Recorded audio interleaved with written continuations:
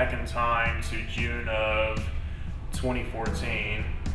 This was the very end of my senior year of high school. My dad happened to notice that my left leg was bigger than my right. I was a basketball player in high school, so I was always playing and I was always doing intense workouts in the gym and all. So we thought that maybe like whenever I lifted weights, I was favoring my left leg more.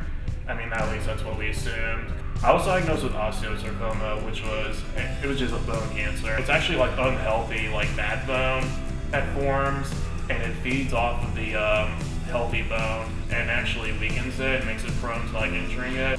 So there's two types of osteosarcoma. There's high grade and there's low grade. I had to get a biopsy done to make sure like which grade it was, because if it was low grade, I would have just had the surgery and that was it. If it was high grade, I would have had to go through chemotherapy and the surgery.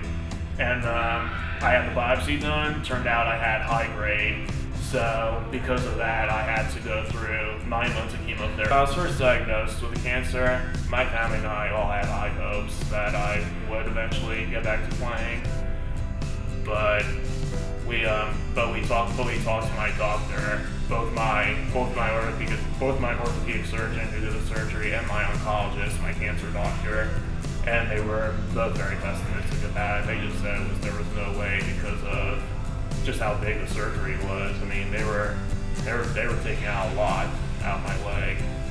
What was happening was I was actually going to go to prep school the year I had the cancer, because I had some college coaches say that if I took the year to go to prep school and got better, then they could potentially give me a scholarship. So I had that plan, which obviously didn't happen because of the cancer. I had my entire femur and my knee replaced. After my surgery, I started my second round of the 10-week cycle of chemo, and I finished up all my chemotherapy.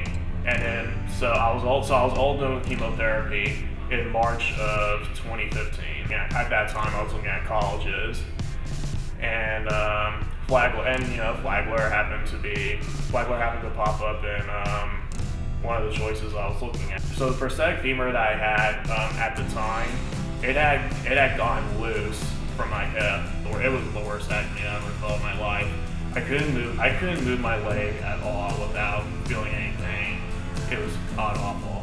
I had to wait 3 months before I had to get my second surgery. The new prosthetic femur I was getting had to be custom made, so I had to wait 3 months for it to be made.